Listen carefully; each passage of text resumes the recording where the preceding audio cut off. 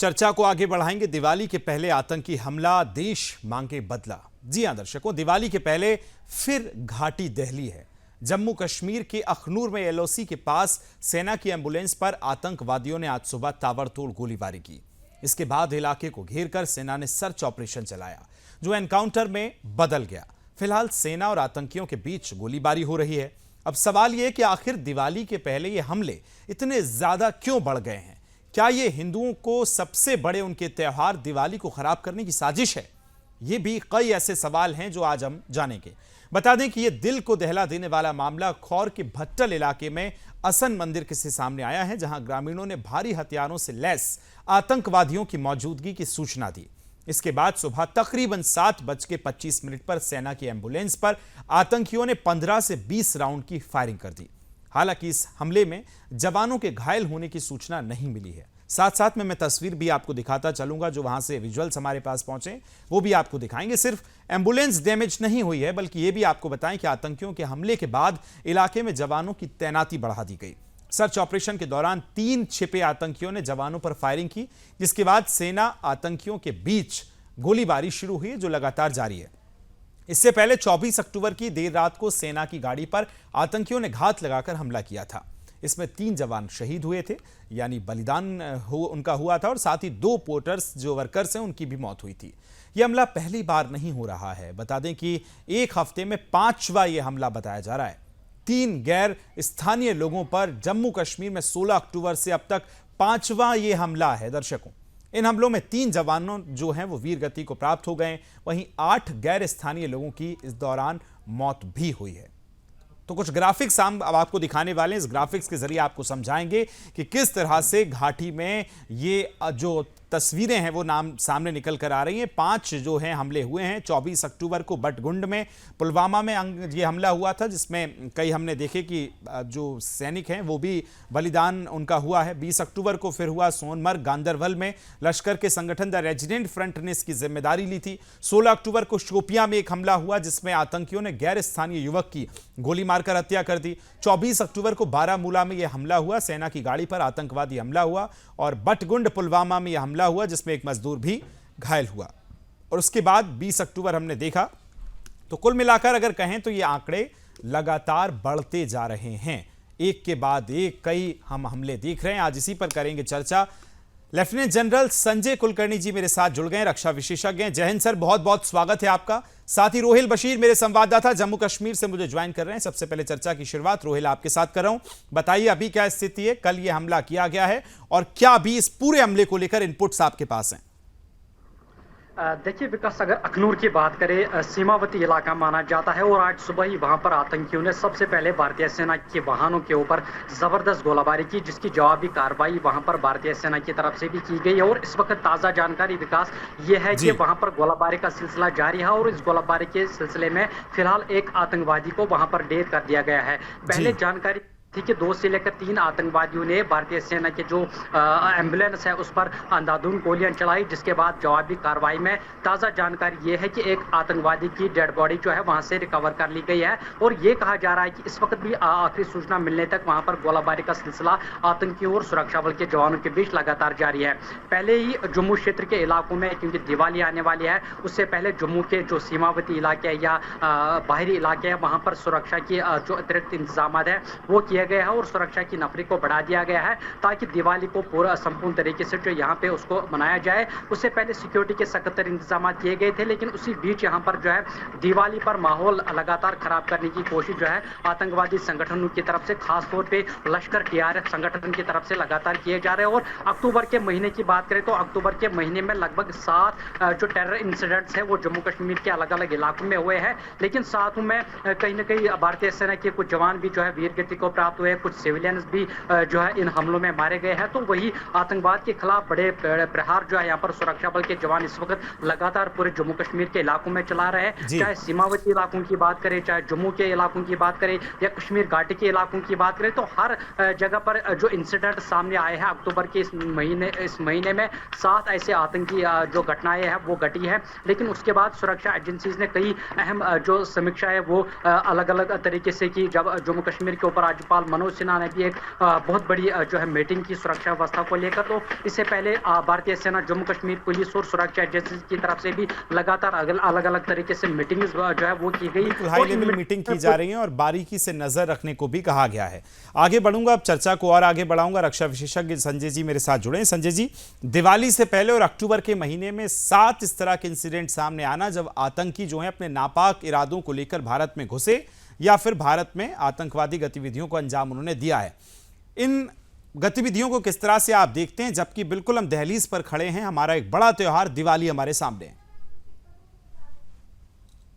ये बहुत ही दुर्भाग्यपूर्ण घटनाएं हो रही हैं और खासकर पाकिस्तान जो एक आतंक का गढ़ है और जिस प्रकार से लगातार इन्फिल्ट्रेशन करके, और आप देखते हैं कि किस प्रकार से गुलमर्ग में हुआ और अब अखनूर में हो रहा है। और अखनूर में खासकर अभी फायदा ये हुआ कि वहां की जो आबादी है उन्होंने खुद बताया कि यहाँ पे आतंकी हैं और इसलिए कोई नुकसान नहीं हुआ। जरूर एम्बुलेंस के ऊपर फायरिंग हुई, पर जैसे आपके रिपोर्टर बता रहे कि उसमें एक आतंकी भी मारा गया है।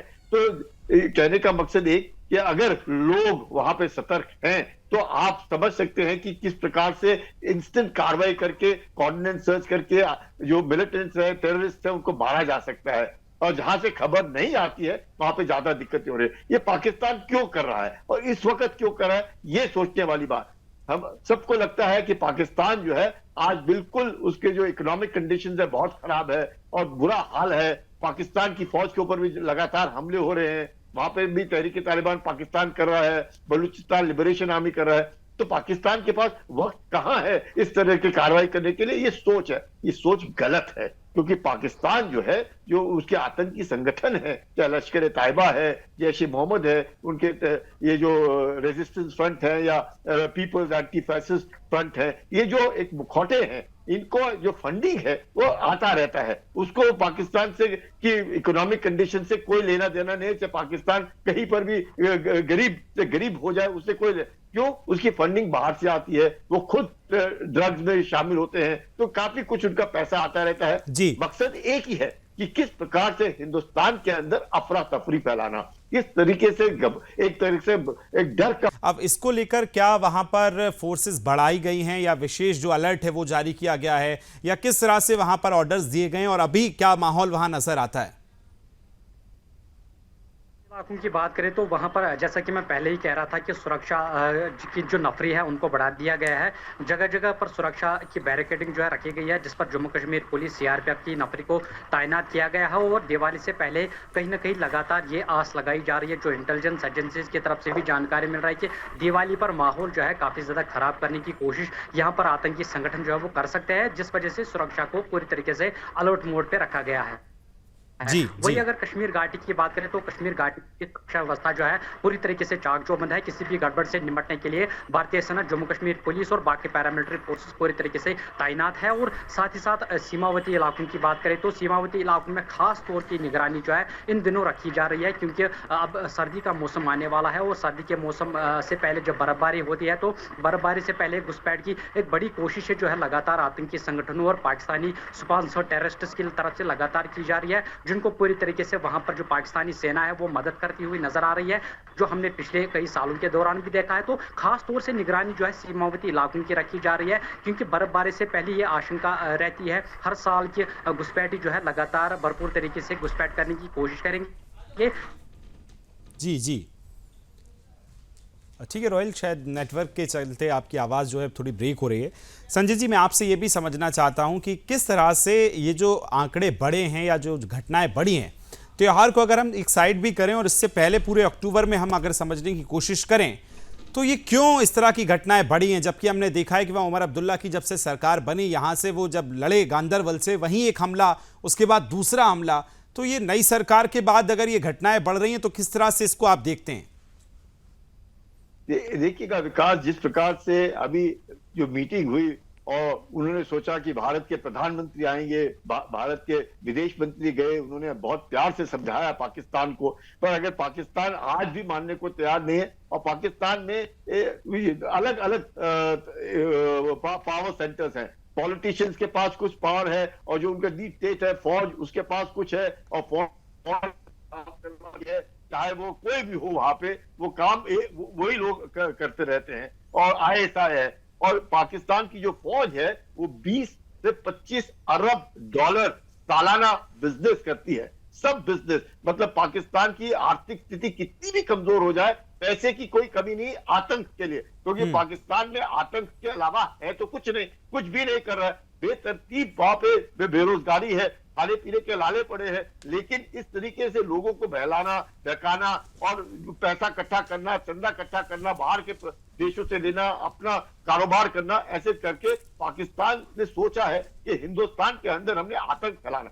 हिंदुस्तान ने साफ कहा है कि आतंक और बातचीत साथ साथ नहीं चलेगी। अब पाकिस्तान का ये कहना है कि हम अब हिंदुस्तान को घुटने टिकाएंगे, क्योंकि हमारे देश के इन्होंने 2 टुकड़े किए। अब जियाउल हक से लगातार उनका है कि ब्लीड इंडिया विद 1000 कट, और मुशर्रफ उसके बाद लगातार वही कार्रवाई करता है कि use terrorism as an instrument of state policy. तो पाकिस्तान जो है मानने को तैयार नहीं। अब कश्मीर में उन्होंने देखा कि ऐसे कैसे हो गया, हमने इतना 1947 से लेकर के आज तक इतना पैसा डाला, इतने लोग डाले, यहाँ पर लोग तैयार किए, ओवरग्राउंड वर्कर्स तैयार किए, यहाँ पे आतंकी संगठन तैयार किए, उसके बावजूद भी 60% से ज्यादा लोग आकर के इलेक्शन में वोट दे गए। चाहे नतीजा देखा तो आपने अभी देखा नेशनल कॉन्फ्रेंस किस तरीके से भाषा पहले बोलती थी, अब हमने देखा कि फारूक अब्दुल्ला खुद पाकिस्तान को बेतरतीब उनको गाली दे रहे हैं कि अगर आप हिंदुस्तान से अच्छे रिश्ते चाहते हैं और इस तरह से दखल अंदाजी करेंगे, आप भूल जाए कश्मीर को लेकर के। तो